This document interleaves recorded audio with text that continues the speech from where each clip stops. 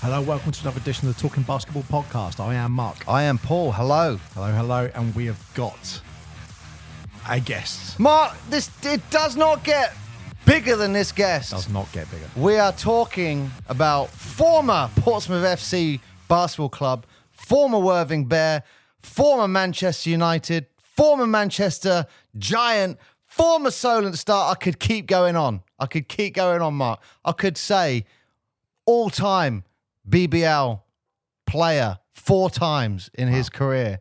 I tell you what, with no ado whatsoever, I'm going to introduce him right now.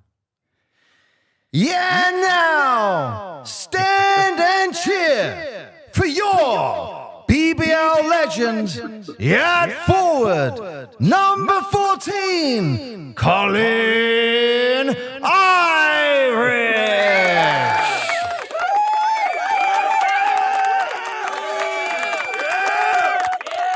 That was a good one. Nice intro. Colin, welcome. How are you? Thank you. Thank you for gracing the podcast. For our younger listeners, Colin Irish was one of the best players to grace the BBL in his time, and he was part of the Portsmouth FC Basketball Club. And that, you know what, I'm going to say it again like I did for Jason, that inspired a generation 100%.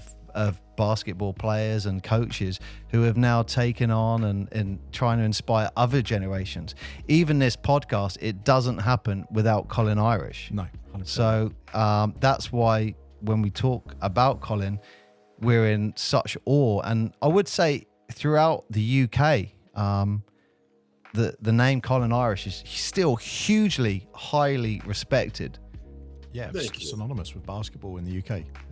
All the teams that yourselves have played for, and that period of time was defining basketball in the UK. It was so definitive of how it's shaped, and obviously the BBL records go from 87, the current BBL records as they stand, 1987 going forward. Anything before that, it's really tricky to find anything, as Paul found out. Thank you, guys. Thank you, fellas. Well, Colin actually joined in the debut season for the BBL in 1987. Does that feel like a long time ago, Colin? No, it was a long time ago. Yeah, it was a long time ago. It was some great memories, man. I actually came over in '85 for Warrington. That was my first year.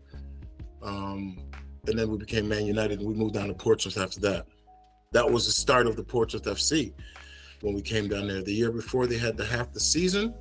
And then 86, 87 was the start of the Portsmouth Football Club with Mr. Deacon. I got to ask you, because we spoke off air that we had Jason Colgan on a few weeks back. Jason told us a story where he went to meet Mr. Deacon in the office, and he was discussing his contract and all of the details. But what Jason did say is, he left, and then you followed straight after him, and he was like, I bet that conversation was a lot more different. My conversations with Mr. Deacon were classics. Great guy, great man. I loved Mr. Deacon. He treated me very well. He treated all of us very well.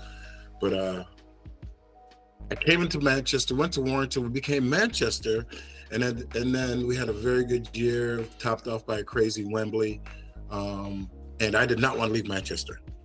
I did not want to leave Manchester at the time. We had a nice mix. I was really close with Ed Bone at the time, Will Brown, Jeff Jones, Phil Brazil, a few of the other guys we were really, really close, Alan Bannister. And then I did not want to leave. So Danny Palmer was the coach then, and he called and he was like, wanted me to play in an All-Star game. You're interested in Portsmouth? I said, no, I'm going back to Manchester. And we had just an unbelievable career, topped by winning Wembley that year.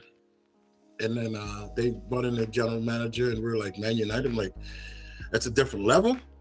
And then they called us all in, and they said, we, literally the week after we won Wembley, we lost to Kingston. They had Steve Bontrager and those guys, Martin Clark.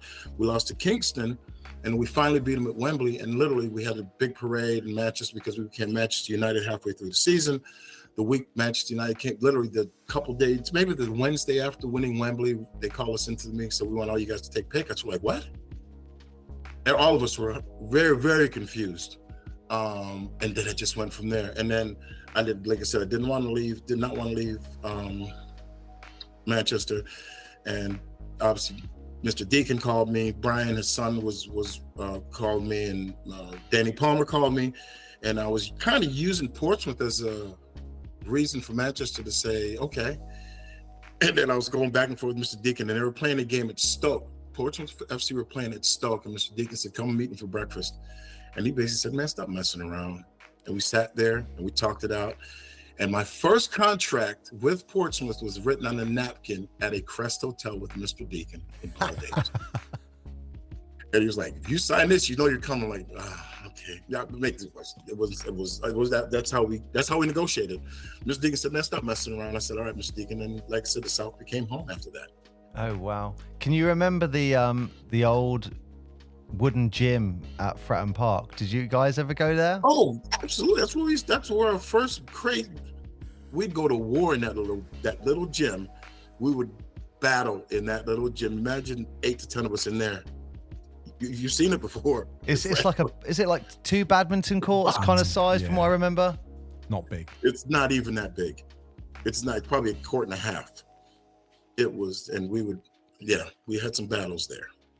You know what? I got I emailed you this quote, but I think it's an amazing quote from Jason Colgan, which is he said, when you turn up and you're training with the likes of Colin Irish and Alan Cunningham and Steve Nelson and Mike Spade, and you're being beaten up, pushed, kicked, elbowed, everything under the sun, he said, it toughens you up and it makes playing the games easier.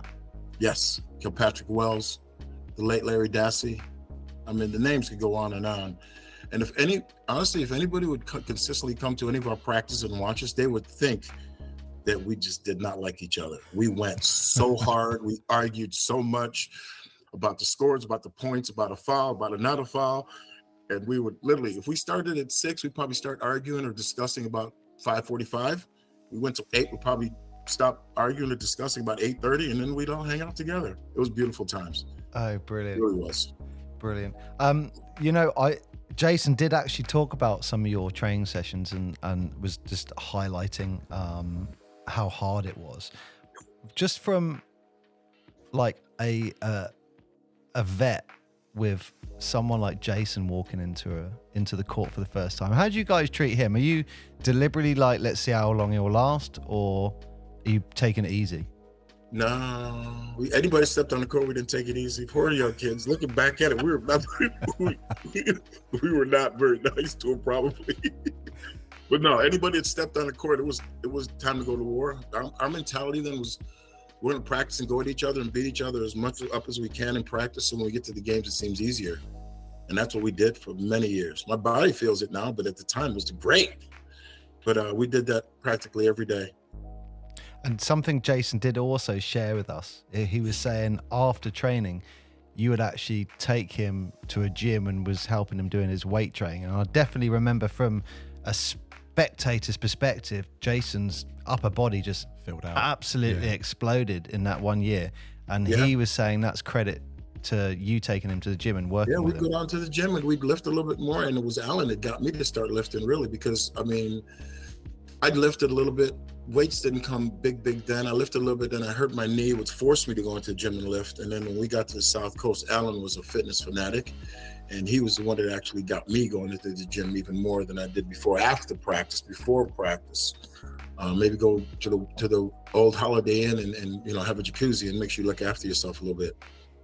So we always took extra time to do that. Talking about Alan Cunningham, I don't know if this is a silly question or not, but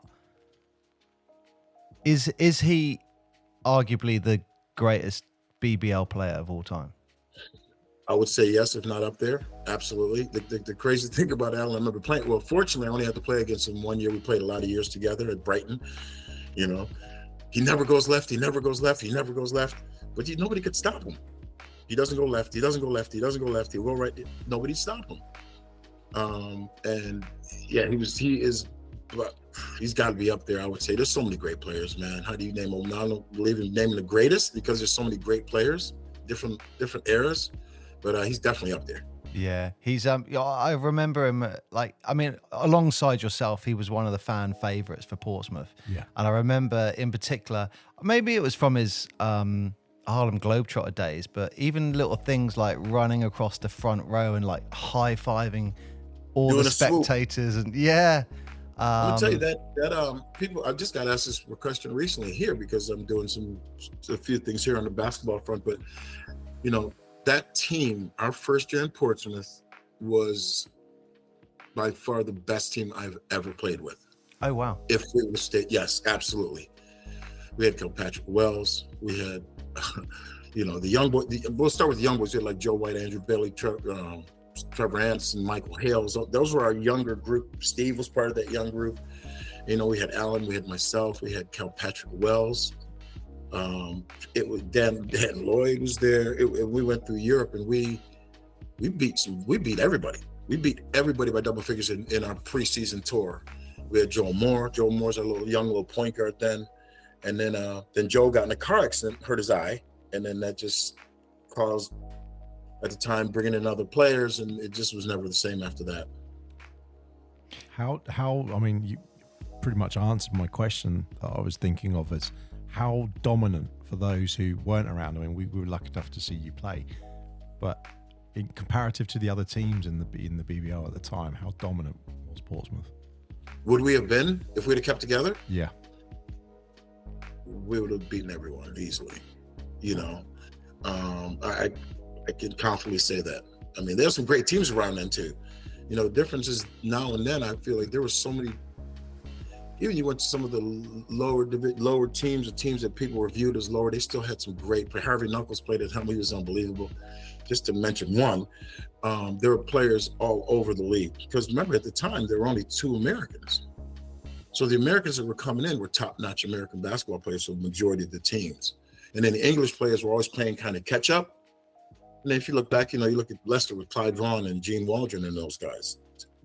Just the players that were played in the league then, it was a great level of competition every night, no matter if you're playing the top team or one of the bottom teams.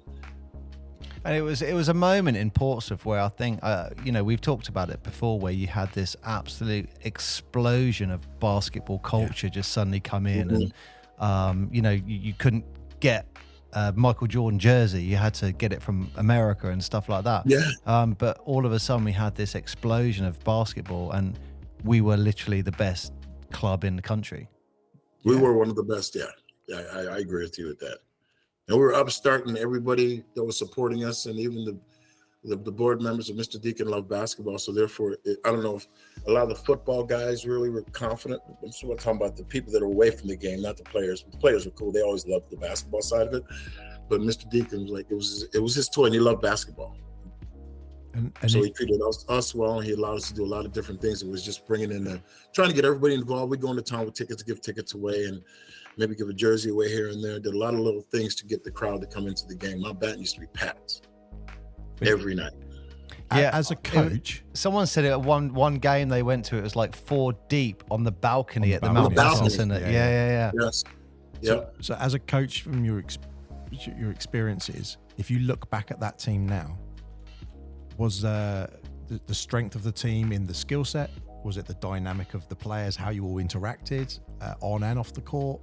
Where would you sort of put that as a coach? It's weird because honestly, it was all of it. We all looked after each other. Yes, we all looked after each other. We generally cared about each other, and we made each other better on and off the court. It was a beautiful thing. We were all rooming together. Like I said, many of us were single at the time. Not that mattered, but we just hung out together. If we had a curfew, sometimes we get 4 or 5 videos and sit up all night and watch videos and then get ready for practice. We were all together. We'd get together. It'd be 10, 12, 15 of us getting together on a Tuesday night to just do whatever. That's how teams are made, isn't it? Yeah. That's how you get that camaraderie. It was lovely. I always think when, it's the away trips where you get that team camaraderie, but like when you get to the professional level, stuff like that. It's like that's we were young and dumb. We said we were young and dumb. We no sleeping on the bus. Nobody was allowed to sleep on the bus. What was the punishment if you did? You'd wake them up. Get a tissue and put put some water in their hand or something, put some tissue up their nose. So when they did that, they hit some water in their face or whatever. Young and dumb, but that's the kind of thing we did. And we had our arguments, we had our disagreements, absolutely. But at the end of the day, we're a family. And I think that's where I'll use your word, where families are actually strong, is where you have those disagreements, but then you come together at the end of it. Yeah. Yeah. Might take a weekend, it might take a day, but we'd always come back together. Yeah. We're a family. Yes. Yes. And all the coaching that I've ever done, I was like, if you've got a problem, say it, get it out in the open, and it's out there, then all right, we'll work from there. Yes, Rather than have it all. Way. Yeah, exactly. Was there anything that you guys did with rookies? Because I remember Jason talking about Steve Nelson's elation that he wasn't the rookie anymore, and Jason Colgan was the rookie. Was there any reason for that? Did you guys give him a hard time?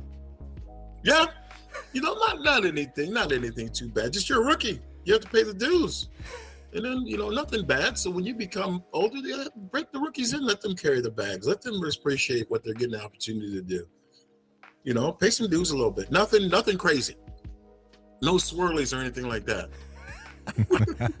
I'll tell you what, I've got a great stat. I hope you don't mind. I'm just going to rewind back the clock even more now. That Colin Irish was drafted in the 1984 NBA draft by the Washington Bullets. And in that draft, you also had Charles Barkley, Michael Jordan, John Stockton, Akeem Olajuwon. That's got to feel good. It's crazy. It is crazy. I mean, the draft was a lot different then. I mean, they did 10 rounds. I got drafted. I was a 99th player picked.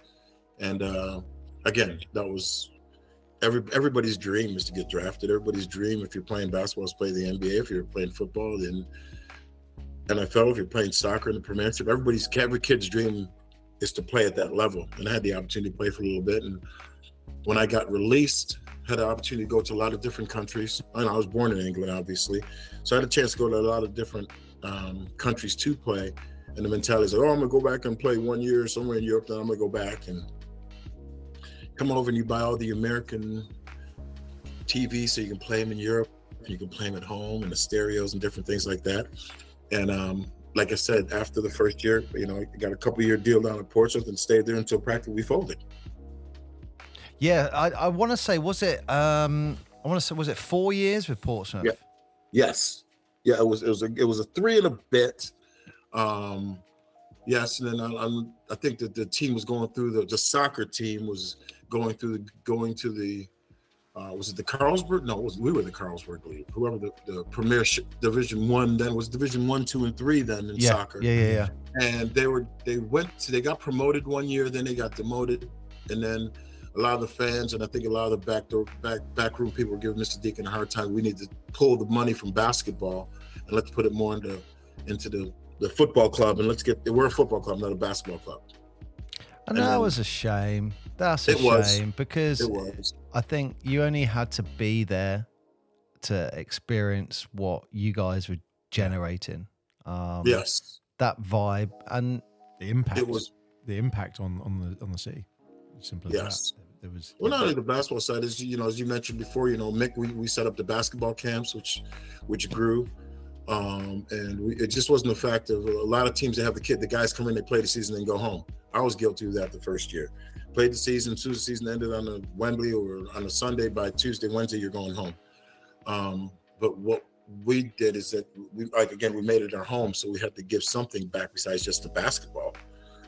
So we went to schools and we did health and fitness, and we did the summer camps. So we weren't there just for the season. So people would see us in the off season as well.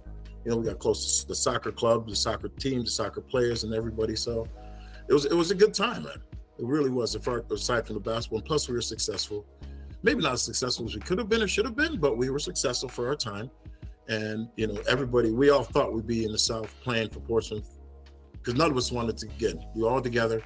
We were growing individually, families, instead of us being single, guys were getting to their girls or their wives or whatever. So we're all growing as family members, and some of the guys were having babies. Alan had Annalise while we were all together at Portsmouth, in between Brighton and us starting at Portsmouth. So everything was growing. And like I keep saying, it was a good time. So when that came to an end, could you talk us through that with Portsmouth? Yeah, it was sad, obviously. I mean, none of us kind of knew where we were going to go. So we left Portsmouth, Manchester.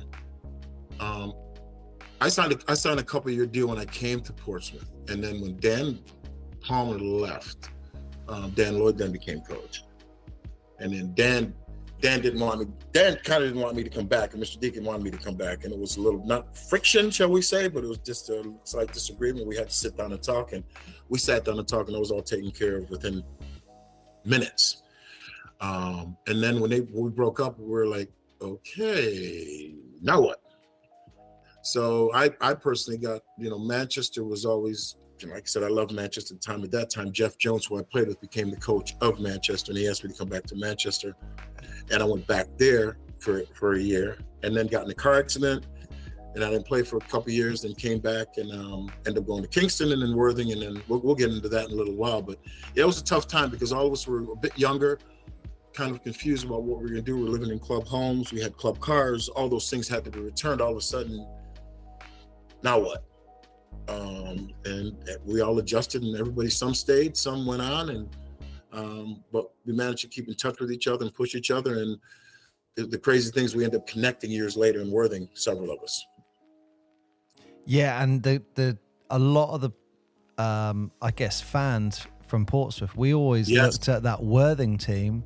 Some of the Portsmouth people were traveling to Worthing to watch the games, but we always looked at the Worthing team and went, that's Portsmouth, because we had six guys on the team from Portsmouth. Yeah, so most of our, over the course of the years, Andrew came, Steve was there, myself, Alan, Mike, Cal Patrick Wells came back. There's six off the top of my head right there that came back and moved down the coast a little bit. Yeah, and we looked at that. That's Portsmouth. Portsmouth. That's the Portsmouth Bears. That's how we people looked in at Worthing. People in Worthing say we're Worthing. People in Portsmouth still say no, it's Portsmouth. That's funny. Yeah, 100%. And you know what? There is. I'm speaking on behalf of Worthing now, where you played a pinnacle role in what is still considered the greatest game ever played in Worthing. I don't know if you remember this game, Colin, which was you were playing Thames Valley Tigers. Oh, they had a great kit, didn't they? I loved the Tiger kit. Them.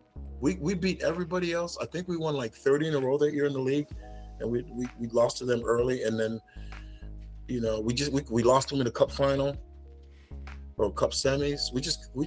They were just our bogey team. We couldn't beat them. We were down, I want to say 9 with 40 seconds to go. It was something crazy.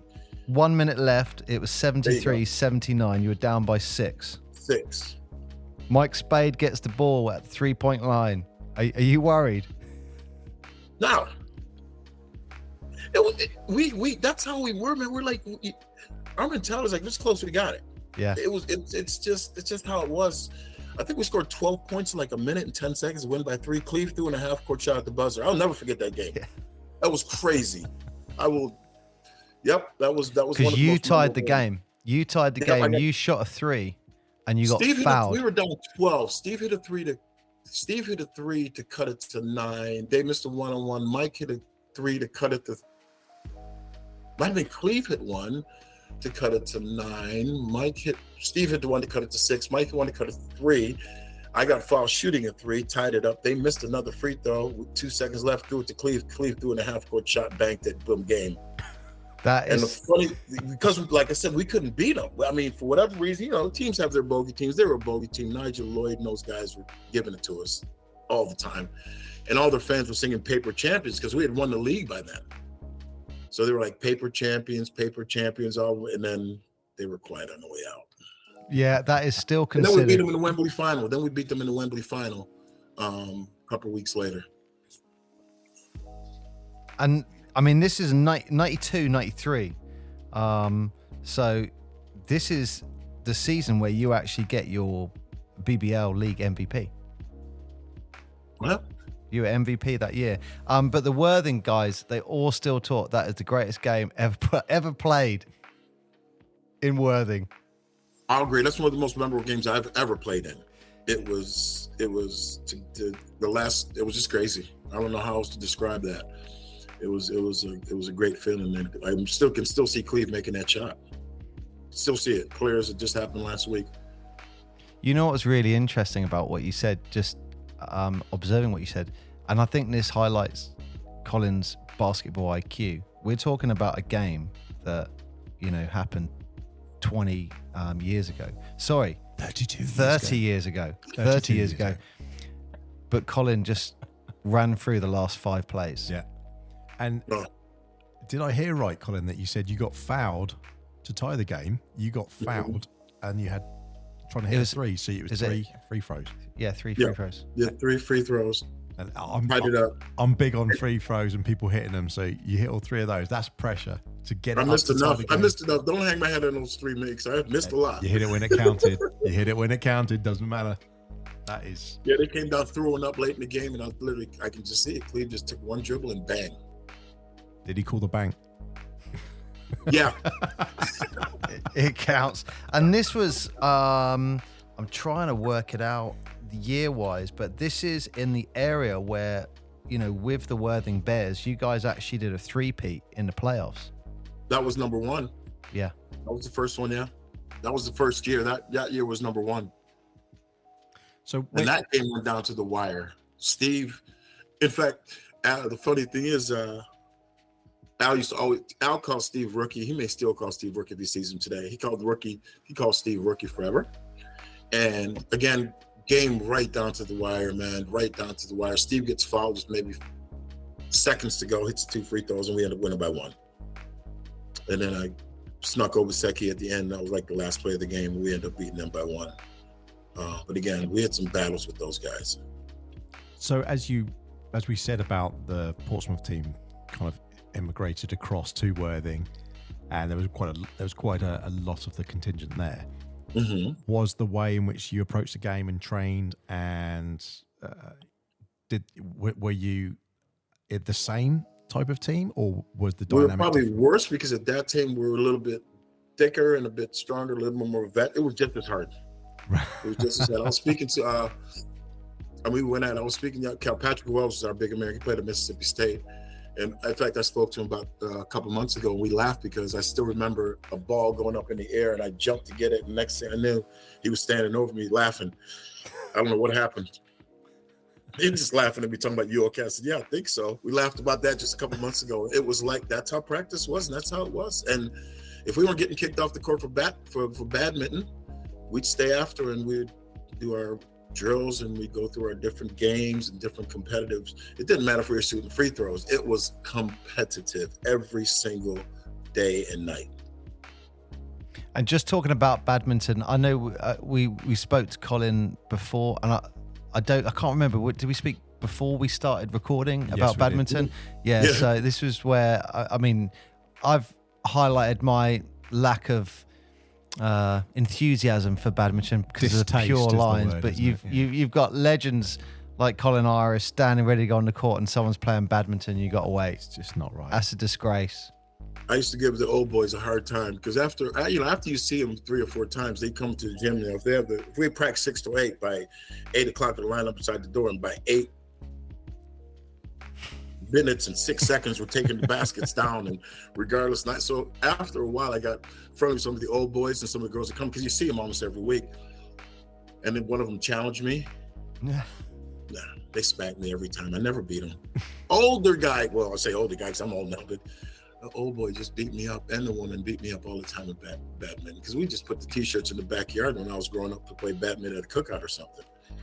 So I didn't like it, but I learned to respect it more because I had, twice my age just spanking me and laughing at me.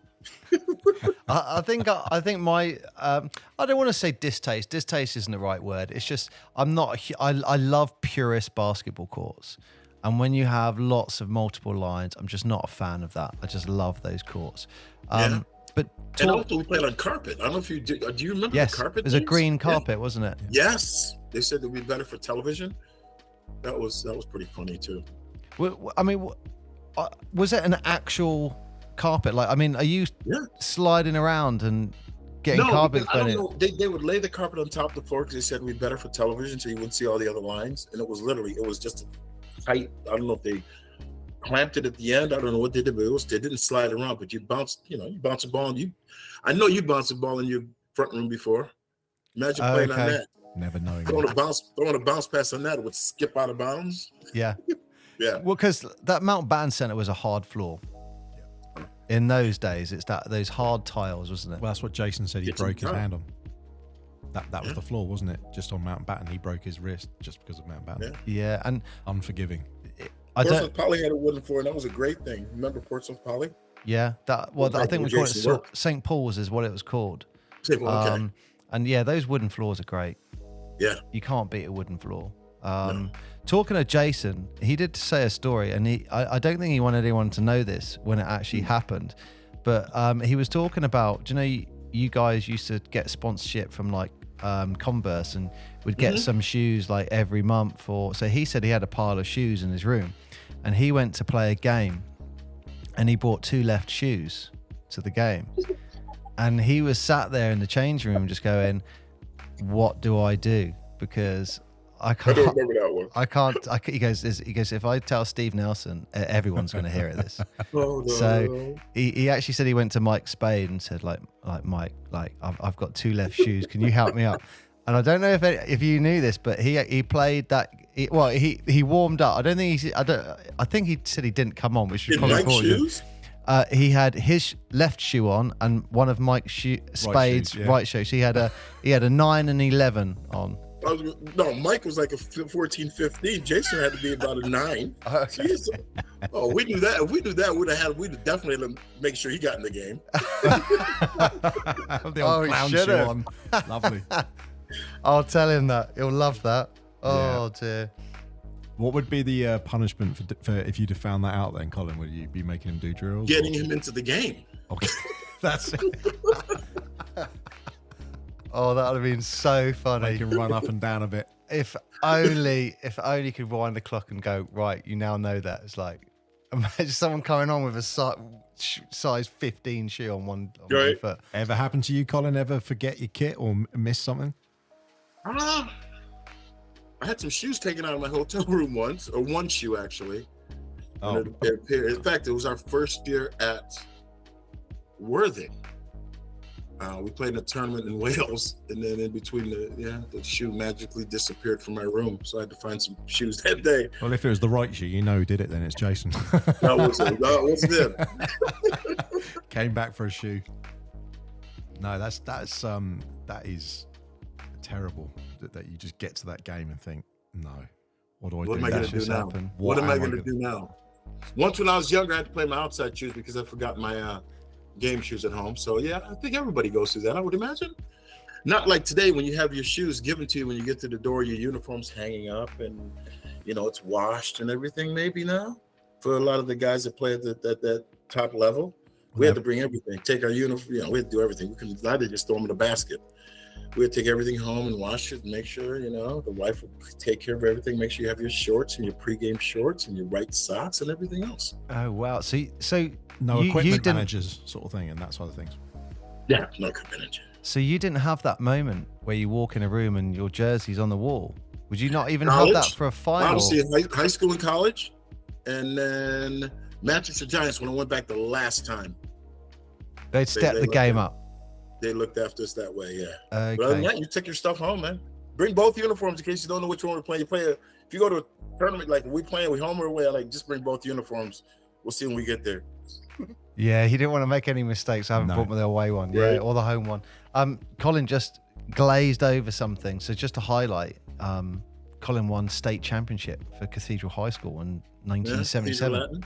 Wow. Man, you're aging me. I'm old enough. You age me. Don't give the years. Just say I won it, and don't give the year. It won state championship at some point in history. Well, that ties in nicely with a little timeline that I like, which is 1979.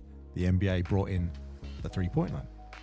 Man, I was, we still talk about that. And the crazy thing about the high school team, we went to 3 straight finals. We went to 3 straight state finals. Wow. And we won one, which is unbelievable when looking back at it now.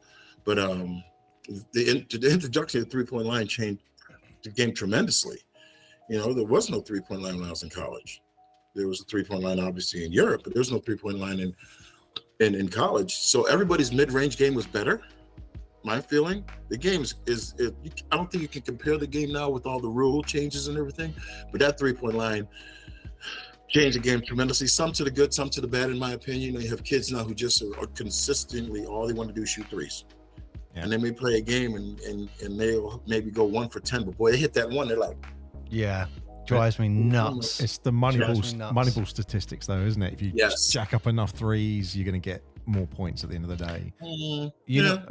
I don't like it. It's for a fan to watch. It's really dull basketball. It's just the one thing that drives me nuts, though, is when I see kids or whatever or coaching is they'll walk in the gym and the three is the first one they shoot, and then they'll be doing those 10 threes. I'm like, guys, just watch.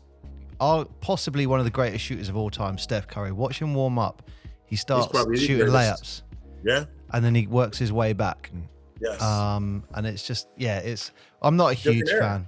Not a huge fan. It's just a different era, isn't it? Different time. So was that quite impactful then with yourself and in the game? Because obviously, as you say, that didn't exist at that point. And then when you're coming to Portsmouth and everything. Colin's had a huge reputation for his 3-point ability. Exactly. That's what I'm saying. Well, so you had that. You know who helped me out a lot with that?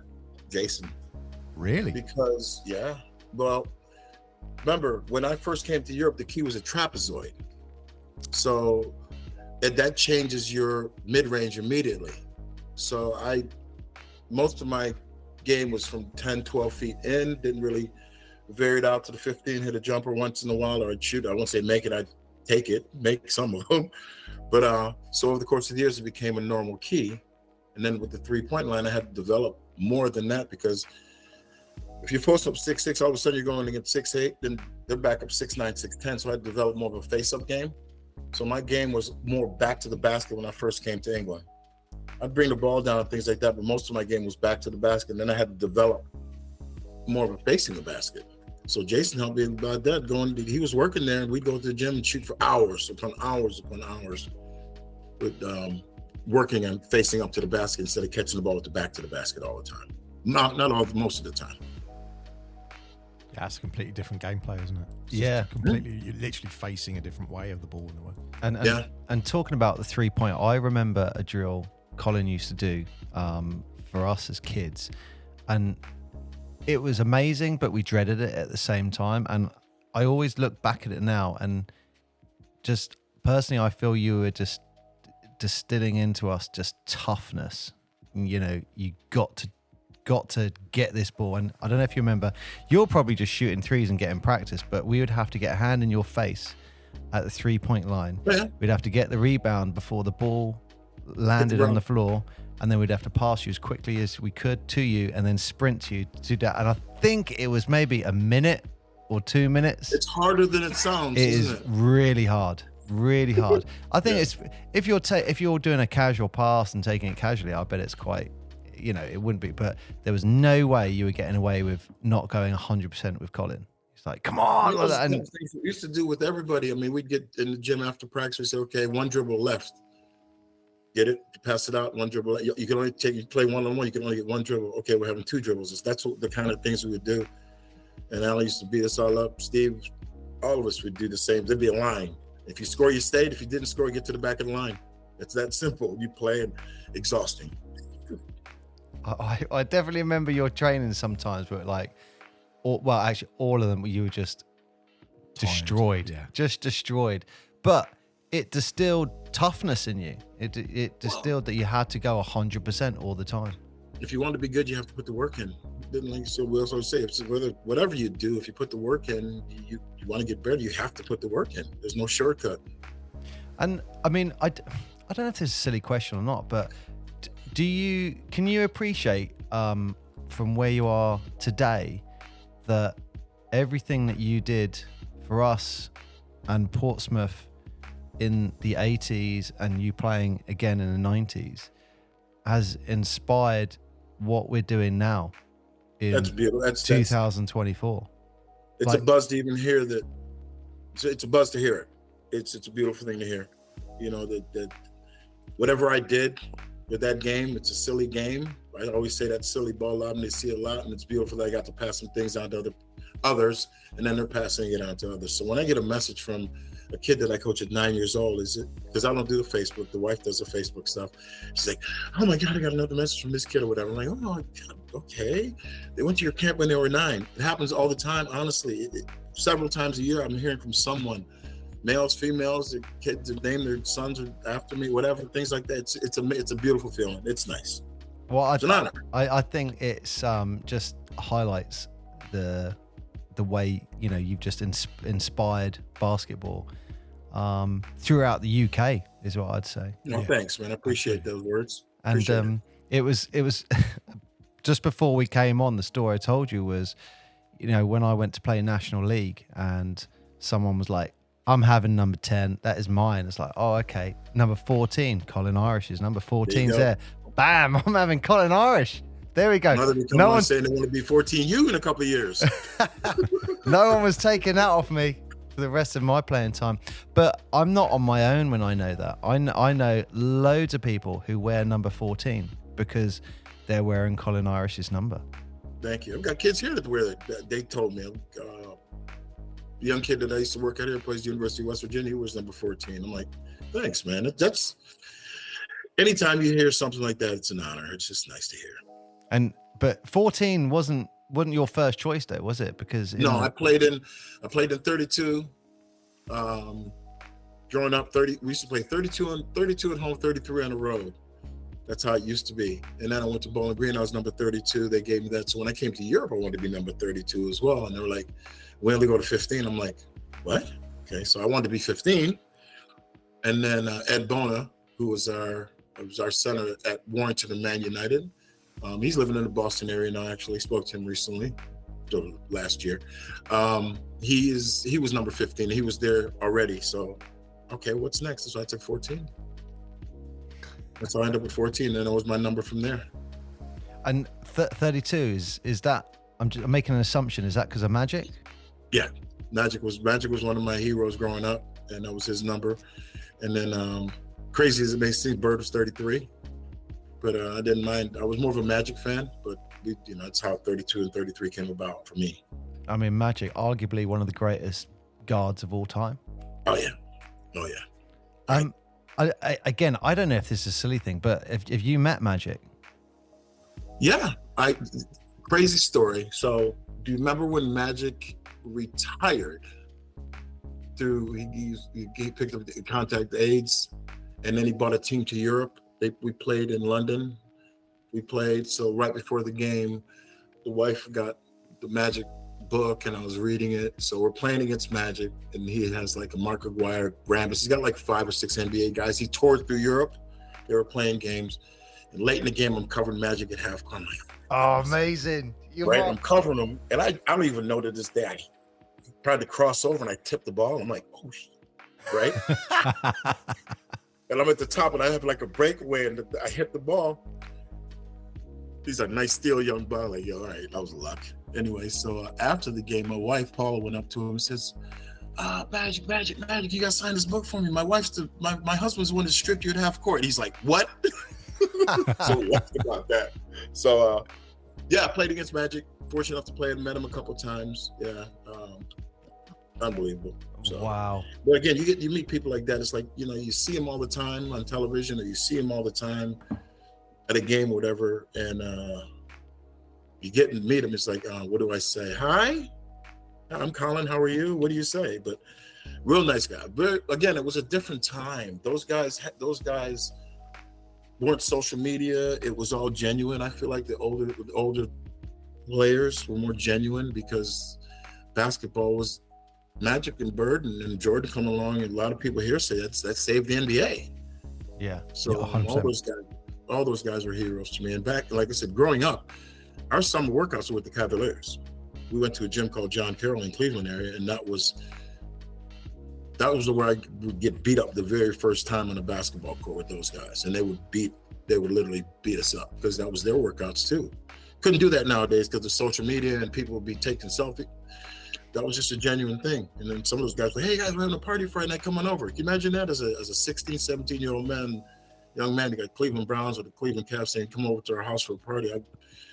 okay, you know. But it was different times then. Wow. I mean, it's just silence, isn't it? Just like, Yeah, I mean- I played with Magic. I street with Magic. Like, it's... That was our feeling when we saw you at the camps. See, No. Did you strip me at all? You didn't strip me, did you? No. Might have made you run a little bit extra if you did. Yeah. Even if there was anyone vaguely getting close to doing anything, you'd make them do extra work. Simple as that. It's like there was no chance of us showing you up in any shape or form. But that's how we looked on it. That's why, you know, when Paul was saying earlier, like again, appreciate all the kind words you guys are saying. Appreciate it, man. But it was just pivotal, wasn't it? And that the team, the era, the way you all embraced the fans in the same way that we all embraced you. Yeah. The way that so it's awesome that you guys are keeping it going too. That's beautiful. Beautiful. Hopefully I can get back to a game sometime. Definitely be in touch when I get back to the UK over the next few years. Oh, that would be amazing. I mean, I'm sure you would love the Portsmouth Force games, because it is literally the players that you coached and now organising all of that. Organising all of that. There'll be something else. Yeah, I mean, who's involved on the management side of it? Any of the older school guys? There's a guy. The chairman's Rob Milner. I don't know if that name rings a bell. There's two brothers, Rob Milner and Tom Milner.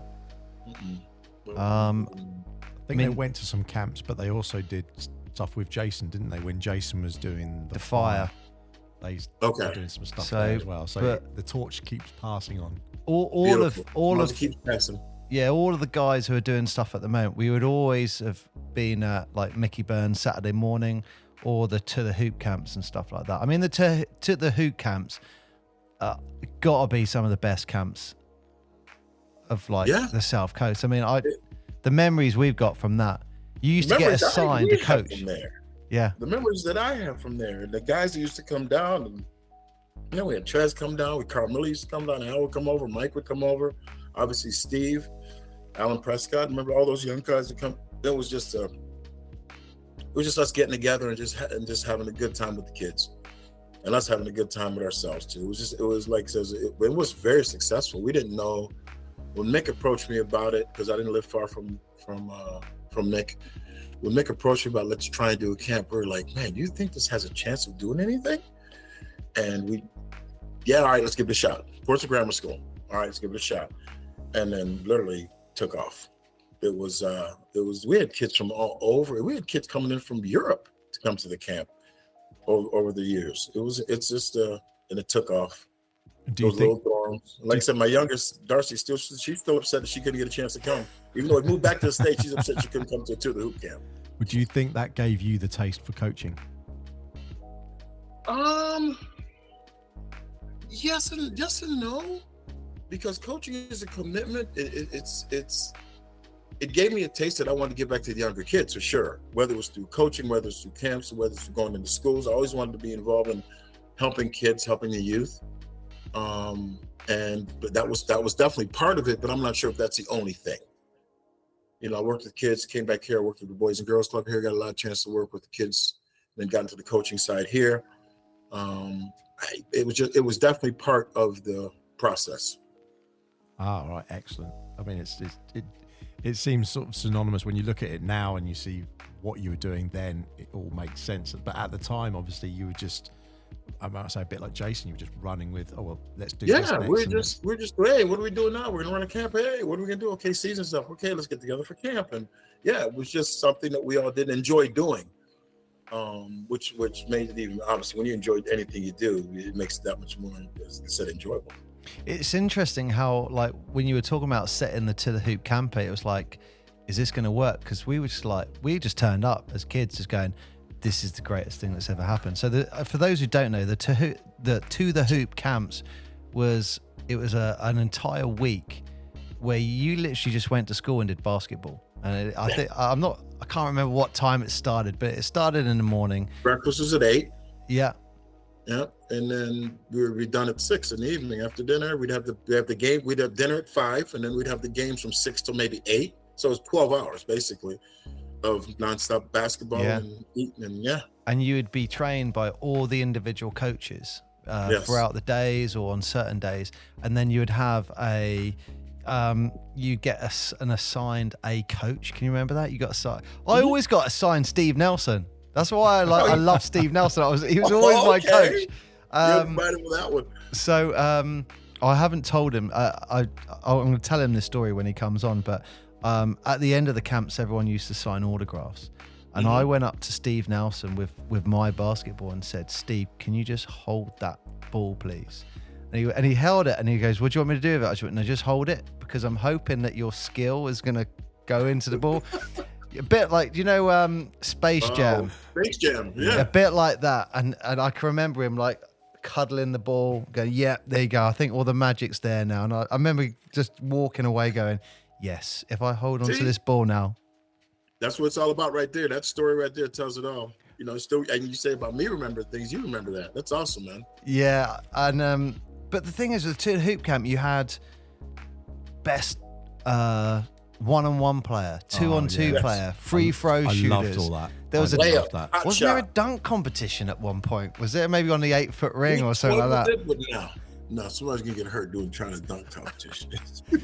But then there will be if you got into the all-star team for the kids, you got to play the coaches. I think on the Wednesday or Thursday or something like that. No, the last night we played the coaches. Yeah, that was one of the last things we did the night before we ended camp. And everyone got to the hoop camp stuff. The T-shirt and stuff like that. Funny story about that T-shirt. So. I wish I could remember there was a camper that came to camp he wanted to be an art teacher. So year one, we gave out just a lettering to the hoop. There was no logo on it. The second year, Mick worked something out with the kid or whatever that he wanted. He designed a logo. He found a picture of me in a paper.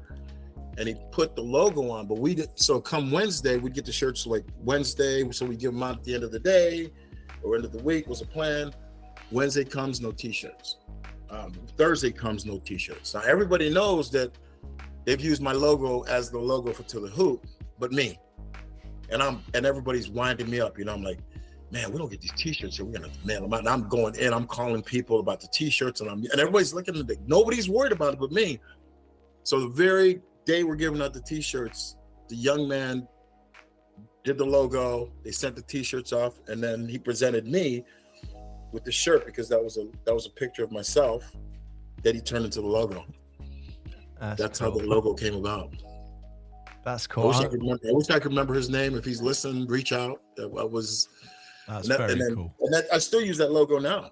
Right. Yeah, I did some To The Hoop stuff over here.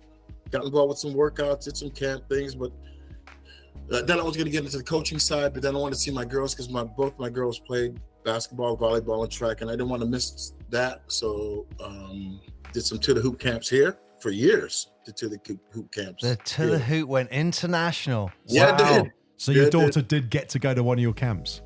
Pardon me? So your daughter did get to go to one of your camps? She was more into volleyball then, so she transferred into volleyball. She went away to college and played volleyball, the younger one. But the other one with Chloe, the elder, was more into the basketball side of it. She's a little bit older. She went to college and played basketball at Lake Erie. Oh wow! And there was a few of us who always especially look forward at the To The Hoop camp. It was definitely one of the highlights for me, and we would be asking it on day one. We would asking Colin, when you bring in the clothes in? When you bring in the clothes in? And he'd bring the clothes in, and you'd be able to buy I still remember having the best shorts I've ever had bought from Colin, these black Converse shorts, and you'd go on the courts and you'd be like, these are Colin Irish's shorts. Yeah. And they fit you so well as well, didn't they? They fit over you so the years, well. Champion came with some things. They would give us things, and then Converse, and One would give us different things. We're just gonna take it down to the camp, see if anybody's interested. Like I said, it'll be gone in 2 days. Gone. I'm like, what? Yeah. Those again, good memories. Good memories. Yeah, and I got to ask. God bless him, Mickey Byrne. Oh, bless his heart, man. Rest in peace, Mick. Very good, very good. What are your memories of Mick? Any funny stories with Mick? Man, me and Mick used to go at it all the time. All the time. Whatever it was, just a beautiful soul. Love Mick like he's my older brother. He was a good man. Just us spending time together. We spent, I was at Mick's house when O.J. Simpson's verdict came out. We had a meeting that day about the camp, about basketball and how we're going to do what we're going to do. And then O.J. Simpson things on the TV, and we didn't talk anything about basketball. So, I think I might have left that day without us even talking about basketball. But we spent a lot of time together because Mick was involved in Portsmouth, Mick was involved in Solent. Like I said, we lived close together. Surely missed in the basketball circles. He gave basketball so much. I don't think he'll ever be appreciated how much he did for basketball in the UK. And unfortunately, that's just how it is. But there's a lot of guys that did a lot for basketball in the UK that I don't think would get a lot of credit that they deserve, and Mick definitely being one of them.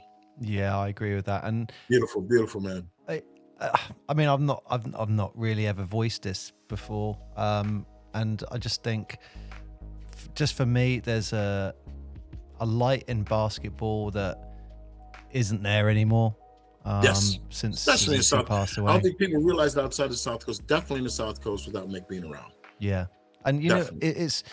know, it's really interesting. It's more, you know, when I'm playing, I'm thinking about lots of things, and it doesn't come in my head. When I'm coaching, it's really odd. I can hear Mick say stuff like, "Good out, where are they scoring from?" I mean, can you remember that? Yeah. Good out.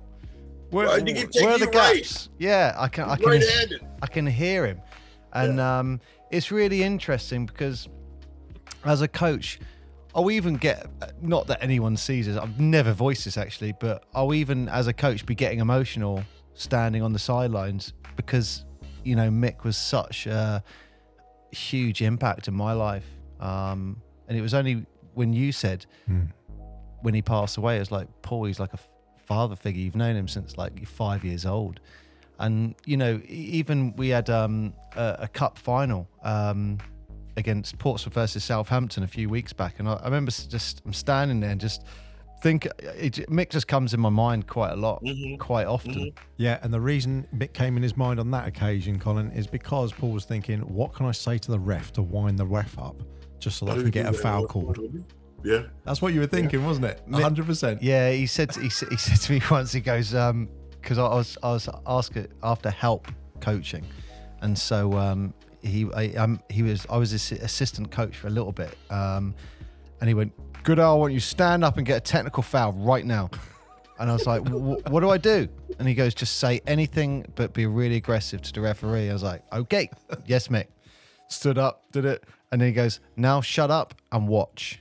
And it was amazing because all of a sudden, Did you get the tee? I got the tee, sat down, and then he said, "Now watch and don't say a word for the rest of the game." And all of a sudden, all the calls started coming, and I was like, "You got the game of basketball, and Mick's playing another psychological game, yeah. like That's alongside it." I imagine there's a lot of people in the South Coast that are playing basketball because of Mick, or involved in basketball because of Mick. You know, you can say myself, you can say Alan, Steve, and all those guys, but I wouldn't have been involved as much if it wasn't because of Mick. I can easily say that. I wouldn't have been involved with the camp and the little things we did in the community if it wasn't because of Mick. You know, you do those things as a club, not because you have to, because, okay, guys, go down to Benetton's and give some tickets away, or go into town to give some tickets away. That's different. But Mick actually didn't even make us.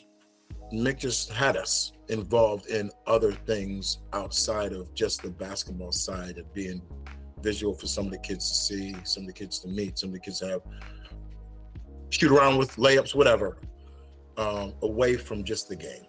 And I imagine there's a very, very large majority of people in the South that would never be playing basketball was because Mick wouldn't be involved, not just playing, because there's so much more, as you know now, than just playing. There's so much more involvement in putting a game together, a schedule, and all those other things. There's, like I said, so many people involved in basketball on the South Coast because of Mick. Rest in peace. Yeah. And, you know, I'm laughing a little bit to myself now because I don't know as a player if you ever thought about it, but did you ever realise that any time Portsmouth were on TV and it went to the commentator, Mick was always walking past the commentator. Oh, yeah. He got to get his TV time, Mick. Mick, I don't know if you remember a guy named Dave Moss was one of our managers. Mick had him doing that too. Moss was always on the television when the camera was around. The Moss Man, yeah. We call him the Moss Man, yeah. You remember the Moss Man? Yeah. I remember Moss Man. Yeah, I actually think, I don't know who told me this, that he became a fireman. And there was someone who was like, so he like literally saved someone's life, and he was like, and like you hear things like that, and you think, wow. Mick always in the background for that, and the to the hoop camps. I mean, everyone who went, we always look back on those camps fondly, don't we? Oh, 100%. 100%. Boys and girls. We had boys and girls. I don't even know if we could do that now. Remember, the girls stayed on one side, the boys stayed on the other side of the campus, and we were right in the middle. It was in a big group, just a big auditorium. Everybody, just bring your sleeping bag. Let's go. Yeah, it was. We were in the theater. I think we slept in the theater most of the times, from what I remember, like a wooden theater. I never stayed over. I never ever stayed over. I was always dropped off, picked up in the mornings and evenings. Good for you. You probably got more rest than everybody else if you stayed away from them. Well, I was always jealous, Colin, because I would always hear the stories people come out like, we did this. It was like, oh. Well, the thing is, it finished at whatever time, but you had an open sports hall. Yeah. Well, the gym was open. Yeah. So everyone was still playing. We would go and play. So we've touched on this with other people previously, but access in terms of sport, in terms of accessing a court, to physically get your hands on a ball, and get in front of the ring and everything like that, that's always one of the biggest hurdles in basketball, isn't it? And yes. And it always has been. I know you said we're waiting for people with badminton courts and stuff, but it won't grow to the level it needs to until that's accessible to many. Yeah. You know, we seem to be England seems to be going through the ups and downs of basketball for so much, and I don't know, it just doesn't seem like it's ever given the opportunity to take off. I feel like it should. I don't know why they don't study other European teams and how do they run their leagues and things like that. It's a competition, but it was always a competition of, you know, the haves and have-nots. The have-nots being jealous of the haves at the top level, and then instead of trying to pull up, they want to try and pull down. And it doesn't all come down to the money. No, but it comes down to the organization, how you treat people at the end of the day. It does seem there's some fracturing certainly in the UK, between who owns what and who can run what and where the funding comes from. There's so many ball players in London. Look at all the things that Jimmy Rogers did in Brixton and things like that, and he'll never get the credit that he did. Should have deserved. Joe White, all those guys. Andrew's still in London. They're still trying. It just seems to be a constant battle of, like you said, having access to a gym. And then if you have access to the gym, somebody else next to you is jealous because you have access to the gym. And then you're winning because the kids have put in more time. Like, no, this is how it has to go to be successful. So I think it was Simon, wasn't it, Simon Couteau in France, said that in France what they do is the local principality will either designate one team or one main team who they say that's your court. And then you have to do all the scheduling. You deal with all the things and access. So you can choose whether you rent it out to badminton or not. Yeah, that's not. Yeah, and they maintain it, but at the same time, they're the ones who have the keys and have the access initially, because they say we know that you will run it and you will properly. But it's not only that; it's the governing bodies have to get behind it. For some reason, it just seems like the governing bodies have to get behind it. You know, and again, it's not about money, but if you have to look after a facility, if you have to pay the bills, it still costs. If you have to get the right people in, it still costs. And until that happens, it's going to be a secondary sport. I can't help think. Imagine if Mickey got given a court. He'd be like, no one's coming in here except for basketball. They would be paying them. Everyone would be getting taxed. Oh, you're wearing white shoes, you're going to pay an extra £1. You're wearing not that correct thing, you pay 50p extra. He'd have everything roped in. You want to use the vending machine, you pay 20p. Then if you would buy something. How's Alex doing? Yeah, he's doing very well. He's doing very well. He's still playing, which is good. Is he really? Wow. He the team that I said I wore number 14 for, Alex played on that team as well. We were called the Portsmouth Smugglers, and I want to say that was like maybe 8 years we were playing National League, and we had to start in Division 4. We got up to Division 2, and we were always around the top of Division 2. It's kind of where we were. And yeah, no, he's doing very well. He's still playing local league basketball. He's looking good. He's looking good. That was when you see him again, please. Will do. Yeah, 100%. That was your yellow kit, wasn't it? That you were playing in yellow kit and Smugglers. Yeah, it was really strange because when we saw like these guys playing, it was like, blue and white. And then, which ties in, makes sense, certainly with the football as well. It all ties in, and then all of a sudden it became blue and yellow. So even now it's still blue and yellow. Blue, yellow, and green. Well, it's a psychedelic colors, new generation, man. What was your favorite kit color that you ever played in your career? Your favorite kit color, or just kit, just kit as a whole. I thought the Man United one was cool because we had the basketball version of the soccer team. Oh, wow. And it was Man United. I thought that was cool. Portsmouth was cool, obviously, because it's Portsmouth FC, same thing. Yeah. So, yeah, those had to be my two favorite ones that I played in when I was in Europe, definitely. And that's probably the right way to do it. I mean, you look at, like, the huge clubs like Barcelona, Real Madrid, they do the same thing with their football teams and basketball teams. Mm-hmm. So, yeah, that kind of makes sense, doesn't it? Yeah, I mean, the Force kit's kind of harkening back to that in a way, isn't it? I mean, I think they should go straight back to the classic Portsmouth FC kit. That's how I would do it. That'd be nice. But I don't think anybody's doing that anymore. New generation, man. Look at, like I said, this past summer, I wanted to get a United top because I was talking about Man United. And when I got to the store, they were green. I'm like, that's not Man United green, like a metallic red. It's not, no, it's Reds, Red Devils. It's a different world now, Colin. The All-Star game's got an LED floor with watch lights. that? Yeah, the floor. Did you watch it over the weekend? Yeah. It was. Are you a fan? You a fan of that? I keep saying trying to be. No, I prefer old school wooden floor, but that's because I'm old. Yeah, but it just feels really bright. It feels. I remember years ago saying this. They're throwing so much money into it that it's going to be like you ever see a NASCAR interview or a race car interview where they're changing the hats and they've got the sponsors all over their jerseys and things like that?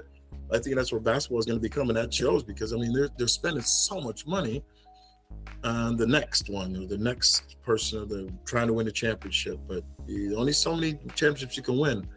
These guys are getting paid ridiculous amount of hundreds of millions of dollars to play a game, which is good for them. But that money's got to come from somewhere. Yeah, I just found it distracting. It's just agreed. Basketball is such a fast pace, and when you're certainly spectating, it's not watching the ball; it's all the off the ball moves that you're watching, isn't it? And you can't see that because there's flames going on and something else going. There's lights going. When the person moves, the lights are under their feet. And that's just me though. But I did quite like the in-season tournament courts where they just made something a little bit different. And I didn't like that either. You didn't? So what do you think of the tournament concept itself, Colin? I like the tournament. Love the tournament side. The more games you can see, the better. I think. I wasn't sure I'd like it, but it's like a European Cup. It's like the FA Cup, I guess, or European Championship. So I liked it. But I think it was more popular than they thought it would be. And I think it got more popular than the finals. It's kind of people switch up by the finals. I don't know if they've had too much by the end of the year. And it depends who's in the final as well. But I like the tournament. Yeah, I like the fact that every game is a game 7. Mm-hmm. It is, and anyone who's used to European style of football and stuff like that, you just look at it and go, okay, brilliant. You can have that underdog win the game, and that's it. The other team are going home. Whereas in a 7-game series, it's like, okay, Usually the better team wins in the 7-game series. Usually. Well, I actually just pointed to the picture that Paul had of you holding the trophy, because that's one of the things that I really liked about that in-season tournament is where they had the trophy and they put it in the middle and made everyone walk past it. Yeah. When they did that, you saw the psychology of all the players suddenly change because they suddenly went, "Oh, that's a real thing, and I want it." And it obviously I'm sure the money wasn't. Each player got $1 million or something like that. I'm sure they had something to do with it too. In the final, if they won it, was something like that. Yeah, right. $500,000 for each of the players. Yeah, for the winners. $500,000 for the winner and $250 for the loser, was it? Yeah, something like that. And then in the quarters, or whoever got knocked out got 100K each. So. Yeah. I mean, they weren't unhappy to be there, but that you definitely saw some of the players were trying to ignore it. Others wanted to touch it, and the guys that hardly play were really more into it because they know they're not playing much. They want that million. Yeah. But what were the ceremonies like when you were winning trophies? What was it like? Was it just at the end of the game, or? What At happened? the end of the game, we just celebrate. We go to the locker room and celebrate. I mean, and really, we go to the reception. I try to explain to, like, when we play in Europe, after every game, you're going to the reception. You're going to the bar and you're mingling with the fans. You may go at it on the court, but you are actually going into win, lose, or draw. I remember being in the reception in the bar after the game many times, being peed off because you just took an L, but not having that because you can't show that in the bar. You have to go and either socialize. Hey, thanks for coming, and we just lost a big bonus. Thank you very much for coming. Take care. So yeah, but it's a different vibe. Whereas here, you play the game, you go home. In Europe, you play the game, you have a reception. Either the Mountbatten bar used to be packed after a game. Fans, parents, girlfriends, friends, everybody would be up there we close it down. And that's part of the game, and that was part of the game in England, which was fun to me. I enjoyed that part of it as well. And that was the one place where I remember Mick would be like, right, Goodell, you can come in here. Like, me and my brother, we can go in here. But he goes, you got to sit down, shut up, don't misbehave, stay out the way. But we'd be walking into like the reception, and it would be like, wow, we're like, it was almost for us, it was like, wow, this is VIP. Then we kind of took it for granted, took it for given. Oh, we got to go up here. You know what I mean? Looking back, it was nice, because otherwise, imagine doing something like that here, it would be out of control. Imagine doing it anywhere nowadays, it'd be out of control. It wouldn't be the same. Actually, just thinking about some of that in Portsmouth, my brother told me he used to him and a guy called Steve. They used to be the water boys for Portsmouth. Okay. So they would be handing you the water bottles, and he said one of the things you always did, he'd give you the water bottle and you'd get it, and the first thing you do is squirt a bit back at him. Yeah, I did that a lot. But you enjoyed the game, squirt? Yeah. But in their perspective, they were like, Colin Irish just squirted me with water. That is amazing. And at the end of the game, they would say, like, or maybe at the end of the season, you would give them a sweatband, say, thanks for giving me my water. And they'd be like, wow, I've got a sweatband. That is amazing. Yeah. That's getting warm. That's fun. That's nice. It's nice again. But all of those memories and everything that you have of that. So Jason popped into the studio a few weeks ago, and I said, have you got any questions for Colin? And it's actually prevalent for this moment, because he said, was it as glitzy and glamorous as I remember it? Because he was young, and obviously in that position that he was in, he was like, I'm just living, this is an unbelievable dream. Like, we'd go places and everyone was going to the clubs, and it was such a team thing. Yeah. And he said, if you can ask Colin, was it really that, or was it just that I was really young and it wasn't? Was it as glamorous at that time as, because you guys were on top of the world? So we just, like I said, we just hung out together and had a good time. Whether it was at somebody's house, whether it was all of us going out, whether it was just going to a pub for lunch, it was fun. Honestly, it was fun. It was some fun times, man. Hard work, which made the fun even more fun, I think, because we worked so hard. And whether it was Jason or whether it was Masai, remember Masai was part of that group. He was one of the young reps that came guy, or Steve or Trevor, whoever it was. It didn't matter. We're all together. A lot of fun. So maybe it was glamour and glitzy. We just went along and had a good time. And if you're with us, you're with us. It didn't matter who you were. He told us some stories where, like, you won a championship and it's like, pool, there we go. We're all jumping in the pool with the champagne. Oh, yeah. We're going in and we had, I think we were down 3 games with 5 to play. And we're like, listen, we're not going to win it this year. If we happen to win it, everybody's come to the house and they're shaving their heads. Well, as it turned out, Kingston lost 3 of 5, and we won 5 of 5. Ended up winning the game ended up winning the league by 1 game. Everybody comes to the house, and we're like, "Are we really going to do this?" People were coming over to the house and weren't even part of the team, shaving their heads. That's the kind of atmosphere it was with us. Everybody, buddy of mine had a goatee cut. Everybody had to cut something off when they came over. So it was that's the kind of atmosphere it was, and it was a nice family atmosphere to get together. Well, that's a perfect example. Jason was one of them. Russell Taylor, we looked pretty scary walking outside. All of us were bald heads for about 2 weeks. Yeah, Jason said some of you look more. He felt like you pulled it off, but he looked like a thug. Oh, he remembers that. Does he remember that? Yeah. Yep. Yeah, we did. Imagine all of us walking through town like that now. And this is, I'm just going to show you a picture here, Colin. This is of, I believe, of that season. Oh, yeah? Yeah. That's a picture of you on the bench. Right. Alan's trying to tell you something. Yeah, because I think that's Palmer in front of him, and that's Dan Lloyd. So that was the first year in Portsmouth. I don't know, where is that? That's at Mountbatten. I'm not sure because of the seats. Oh, maybe. Yeah, apparently it is at Mountbatten. Is it? Yes, I remember that picture.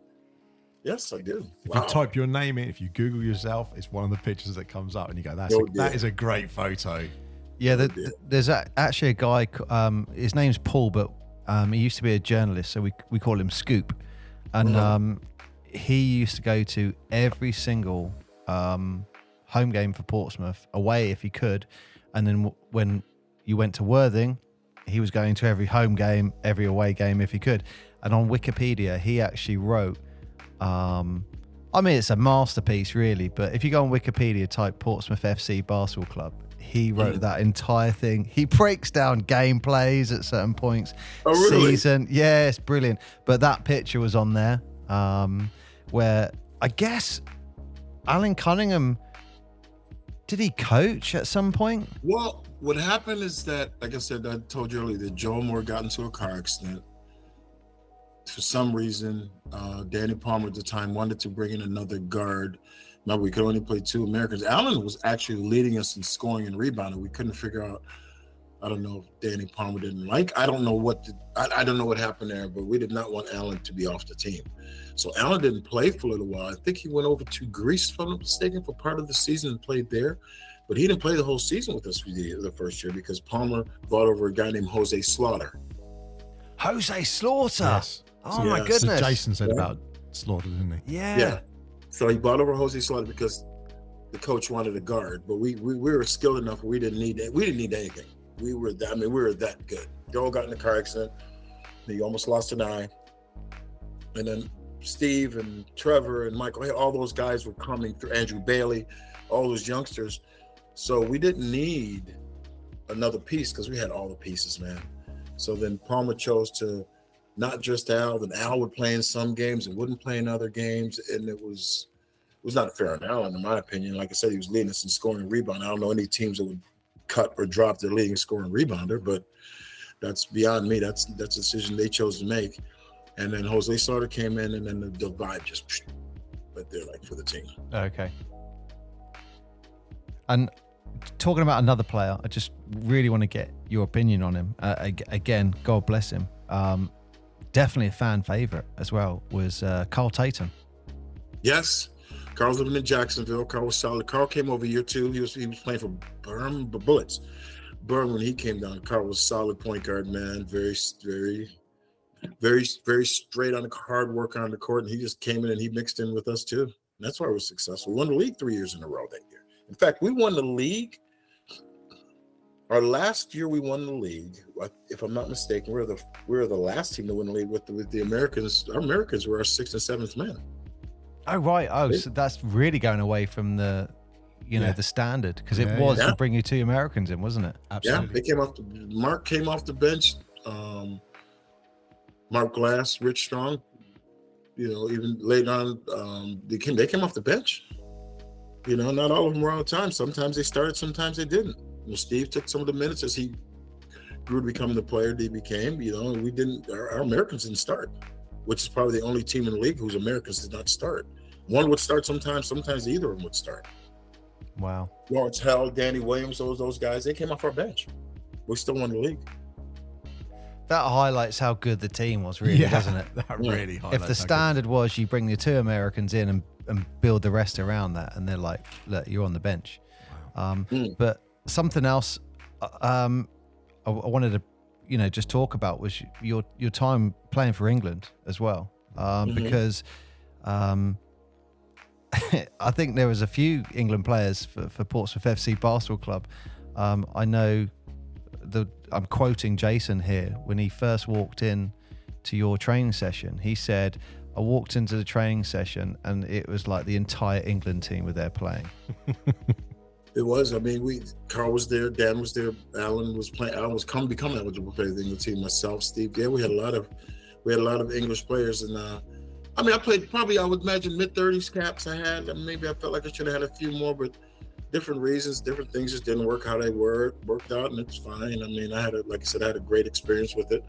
But I remember it was in fact, it was my first MVP year. I went to camp. The wife got a little ill with her pregnancy, and I was a little bit late, and I went up to camp, and I think we were going to the Commonwealth Games or something like that, and I come off the MVP year, and I didn't kind of wanted to go. I wasn't committed to it as like I should, because obviously the wife was too ill. I got up there and I worked out literally one day, and then Laszlo Nemeth came and said, I don't think things are going to work out. I think so. I'm not going to mention names, but he gave me like 3 or 4 names that would give them more than he felt that I would give them.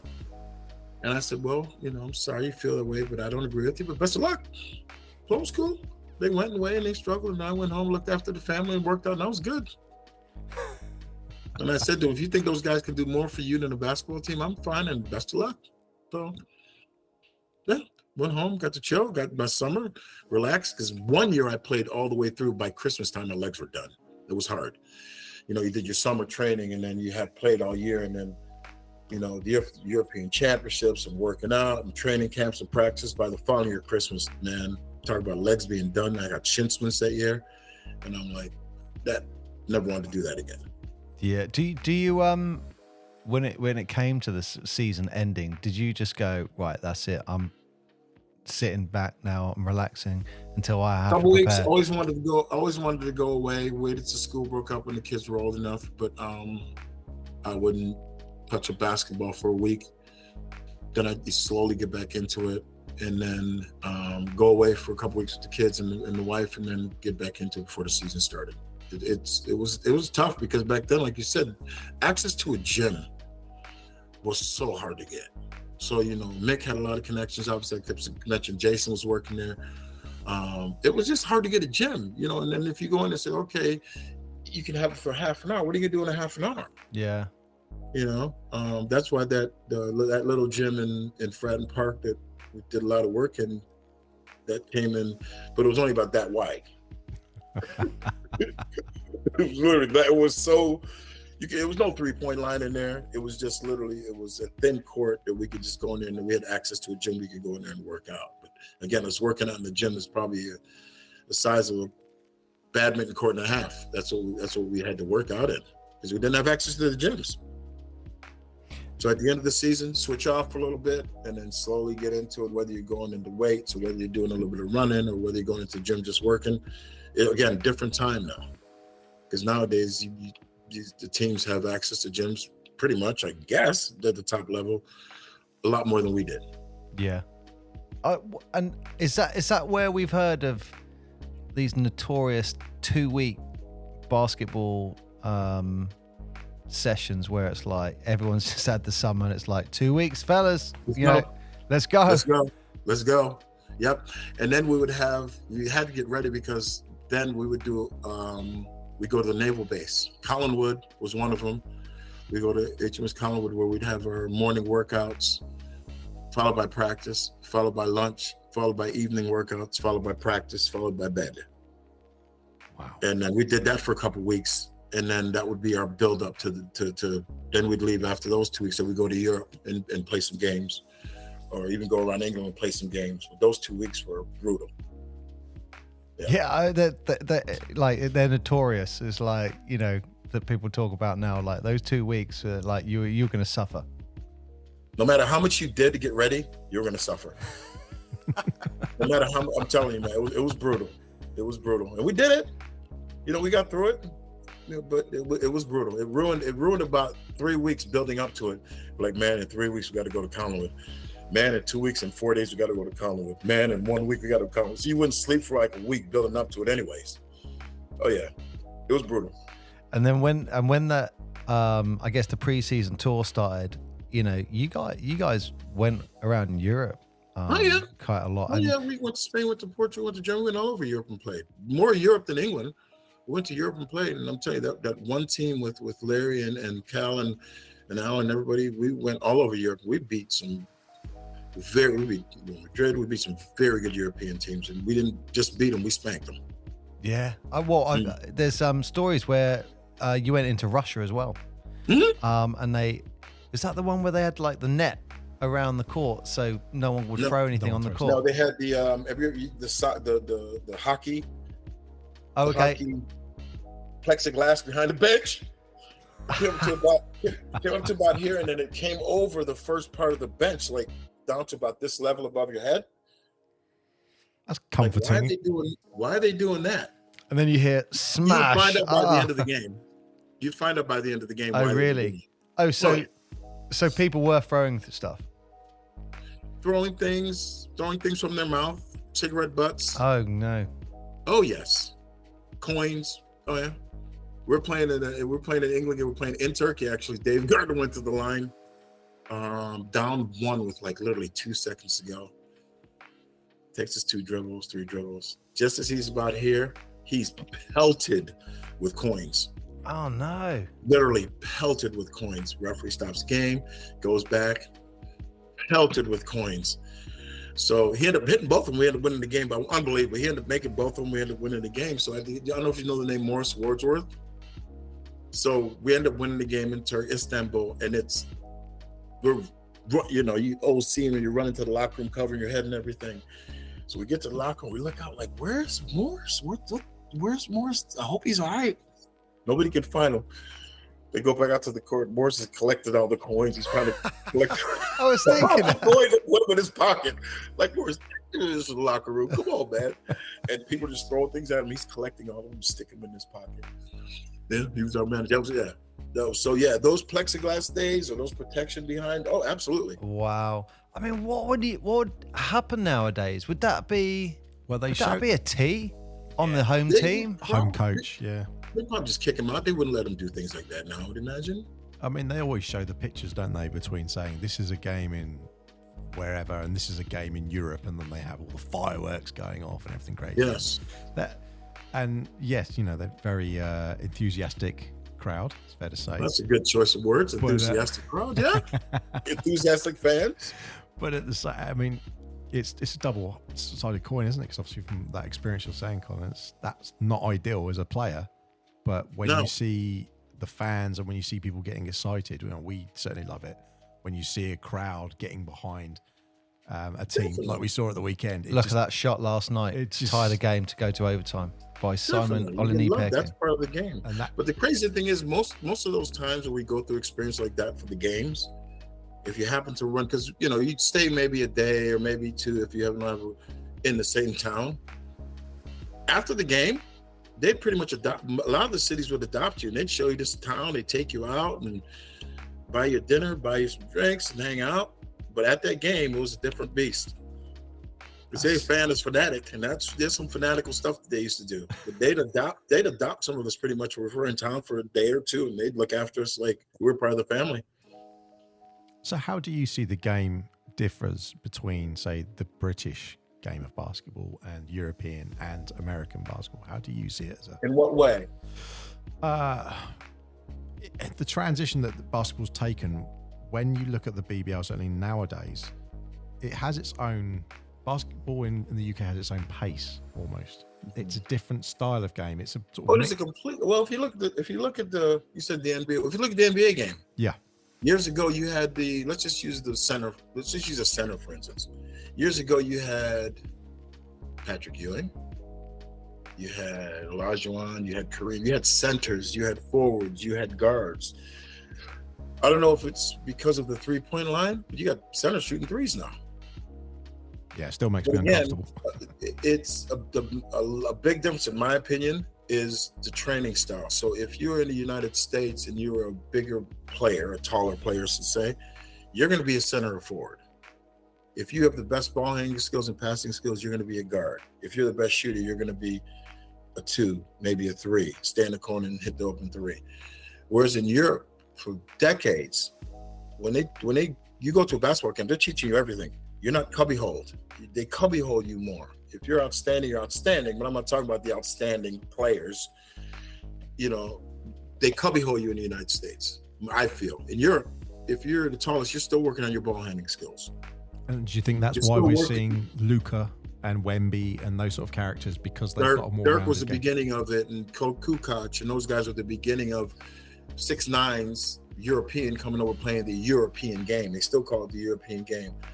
The footwork is more Victor Wembanyama. They talk about Wembanyama, right? What's going on? Because a lot of the American style is AAU, AAU, AAU, AAU. A lot of these kids are playing hundreds of games a year.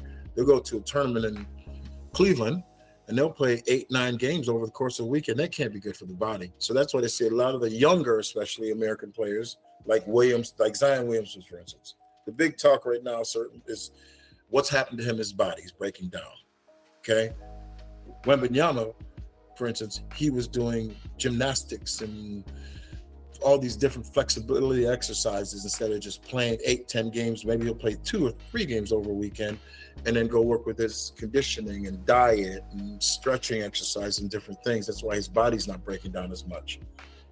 So I think the American style is a lot more AAU, where they're playing, you got it, the grind, keep playing, but you got to look after your body as well. You know, a couple of the kids that I've coached over the years, they've gone through the grind, and they get to college like, this is not a grind. You get to college, you're not going to school 8 hours a day and then practicing and then maybe going to Taco Bell or Subway or McDonald's before you get to college. They're going to give you diets now. They're going to tell you when you're going to be eating. You're going to be lifted at 6 a.m, 2-3 hours of classes. But up to that level, it's more AAU. The AAU scene's taking over the United States. I know some very good AAU programs. I'm not a huge AAU fan because I don't think you should play that many games in the weekend for a young kid that's 14 years old playing 8 to 10 games over a course of 2.5 days. Wow. You know, it's just, and then the body breaks down. And they're been talking about opening back up to high school as well for the NBA draft, haven't they? That's something that they've been kicking around. Yeah, but I mean, they have the elite now. I don't know. They build these kids up every year, man. There's a next LeBron, there's a next Carmelo, there's a next Jordan every single year. But there's a lot more that aren't. And the thing that's concerning my is that there's only so many spots. There's 500 players in the NBA, right? Whatever. There's millions that play the game throughout the world. It's not no longer the United States now. There's millions that play this game throughout the world. And now they're trying to break into the European market more. Again, they're trying to break into the Asian market more again. And then there needs to be more preparation. They've got the big transfer portal. I don't know if you guys are big with that, aware of that over there. It's ruining a lot of the younger kids in the college level because the transfer portal, you can transfer anywhere you want now. The kid, as a coach, you're going to bring in a kid who's maybe 2 or 3 years in college, maybe a bit mature. You're going to recruit a kid who's a junior, senior in high school that needs a year away. And I think the trickle-down effect is really affecting the younger generation of basketball here. Oh, wow. Okay, so that they're scoping them that early and priming them up to move across somewhere, and that's how they're using it. That's the mechanism. So if you go, like I say, if you speak to any roster, if you speak to any team, there's going to be some kids that are unhappy with the coach. Natural. So now what's happening is kids, if you transfer, you have to sit out a year. Now it's transfer. They go into the transfer portal, and with the NIL deal here, because they get so much money in college, colleges can actually pay the athletes to come to the university. There's so much money involved in it right now that it's affecting the younger kids, I think. Wow. Well, I mean, that's sad if that's going to be the outcome, is that these players are their bodies are just getting overused, and by the time they're, late 20s, they're done. There's a lot of kids that burnt out when they're 18, 17, 18, 19 years old. They're burnt out because they're done. They're pushed. The kids are lifting. Kids are in the weight room and lifting, and in the gym. It's at third grade, 8 years going to work out for basketball. I mean, a bit early for me. It's very prevalent, the amount of injuries, certainly with their legs being blown out with ACLs or knees and so forth. A lot of that is that what you're putting it down to? A lot of that. Yep, I think so. Yeah, part of it. Yeah. What were the injuries like in your playing days? Was that sort of injury as prevalent? Was it as common? I just seem like, I don't know if it's because it's more social media nowadays or the telephone. I don't know, but I blew out my knee. I mean, people blow out their knees and hurt their backs. It just seems to be happening more because they're not getting a chance to their bones and their bodies to develop. And then you want to put weight training on top of that. And then, like I said, playing all these games on, and I just think bodies are breaking down a little bit earlier. Yeah, definitely. I've actually got a Colin Irish quote here that is similar, is on the lines of what you're talking about, kind of. And it is, I tell the kids that life's tough enough, so treat basketball for what it is a game, and don't lose your mind in it. Mm-hmm. That's a great quote, isn't it? It is a game. I like that. Yeah. That game's personally has opened up so many doors for me and for so many people, but you gotta don't lose the fact that it's just a game. And I try and tell the kids now, yeah, it'd be fantastic to get these millions of dollars, but a very, very, very large majority are not. Be prepared for something else. Yeah. And again, when I was younger, I wasn't preparing for nothing else. I had the dream of every other kid. I'm gonna play the NBA. I don't care what anybody tells me. But you have to be prepared, and it's a game. It's a game.